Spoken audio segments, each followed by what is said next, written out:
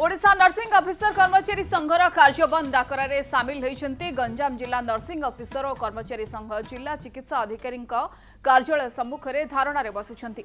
2 दिन धरी जरूरीकालीन सेवा जोगाइथिबा बेले आज संपूर्ण भावे कार्यबंद आंदोलन करिछन्ति।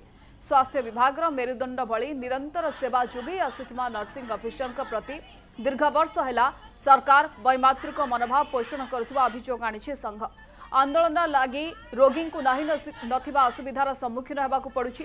मौलिक दाबी पूरण लगी सरकार प्रतिश्रुति देले आसंता कालिठु कार्यबंद आंदोलन ओहरी रोगी सेवारे जोग देबे बोली कहिछि गंजाम जिला नर्सिंग महासंघ। आमे आमे आंदोलन जारी रखिबु।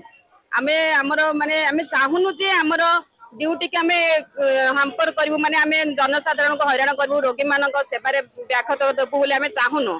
आम नर्सिंग अफिसर होचनी माने हेल्थ डिपार्टमेंट मेरुदंड किंतु आमे माने रोगी सेवा कंटिन्यू करिया चाहनु। सरकार हमर कथा को मानि नेबार अछि। हमर कर्तव्य तो मानव सेवा माधव सेवा आमे सेटा को आपणैछु। हमर कर्तव्य सेटा कि आम कथा तो किछि सुनियार अछि ना।